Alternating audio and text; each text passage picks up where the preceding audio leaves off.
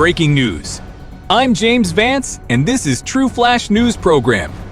On Friday, Hamas declared that it had provided an affirmative reply to a suggestion for a 60-day truce with Israel in Gaza, paving the way for a resolution to end the hostilities after numerous unsuccessful attempts. Hamas has provided an affirmative answer to the mediators, and the group is completely ready to promptly engage in discussions about the procedure for carrying out this framework, the organization stated. Israel had earlier agreed to the US-backed framework, indicating that both parties are now anticipated to commence final, thorough discussions before a ceasefire deal is officially finalized. Bishara Baba, a Palestinian-American mediator who was engaged directly with Hamas, lauded the organization's reaction on Facebook, stating, "We are significantly nearer to concluding this terrible war." He stated that Hamas had made changes it considered essential. I believe these modifications will not obstruct achieving a ceasefire agreement within the next week, if God wills, he stated. A source in Israel knowledgeable about the situation indicated earlier Friday that Israel anticipated a favorable reply from Hamas, along with some revisions in the wording of the proposal. The source indicated that these alterations were not anticipated to disrupt the ceasefire initiatives. President Donald Trump stated on Friday that he was hopeful a ceasefire agreement in Gaza might be reached next week following Hamas's announcement of its response. "We need to finish it," Trump stated. "We must take action regarding Gaza." The proposal requests the release of 10 living hostages and 18 deceased among the 50 Israeli hostages still in Gaza during the ceasefire. On the initial day of the truce, Hamas planned to free 8 living hostages in return for an unknown quantity of Palestinian prisoners and detainees. After the release, Israel would pull back from certain areas of northern Gaza, and both parties would commence talks aimed at a lasting ceasefire. The hostages will be released without any ceremonies or celebrations from Hamas. The other hostages would be freed on 4 additional dates mentioned in the proposal. Attempts to establish a ceasefire escalated after the 12-day clash between Israel and Iran last month.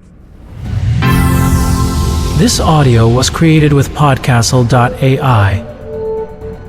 After the 12-day clash between Israel and Iran last month, Qatar, an essential mediator, promptly initiated another phase of indirect discussions between Israel and Hamas to establish a compromise grounded in earlier suggestions.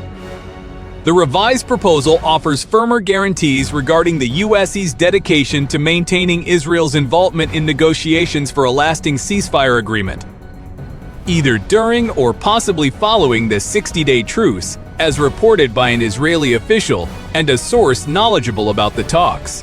It also ensures that Israel permits an influx of aid into Gaza via standard humanitarian routes, instead of relying on the contentious Israeli-supported Gaza Humanitarian Foundation.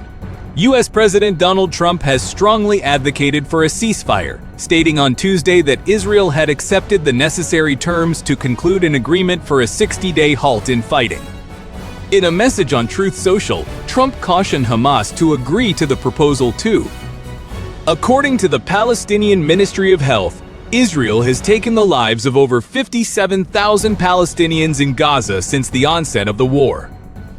While negotiators sought to progress the newest ceasefire proposal, Israel escalated its bombing of Gaza, resulting in numerous deaths throughout the blockaded territory.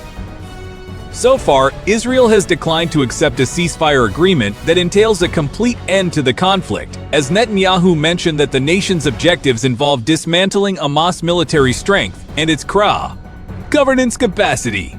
However, following the dispute with Iran, he has indicated a fresh readiness to reach a compromise. On Sunday, Netanyahu stated that numerous opportunities have emerged after Israel's military actions in Iran, including the chance of returning the remaining hostages held in Gaza.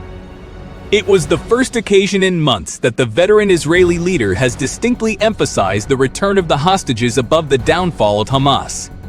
Netanyahu is set to visit Washington this weekend and will meet Trump at the White House on Monday. Prior to his departure for the trip, he will gather his entire cabinet on Saturday evening to go over the proposal. Despite Farite officials in Israel's government stating their intention to obstruct the agreement, other political parties have expressed their willingness to back a ceasefire. Thank you for joining us. We'll be back with more updates soon.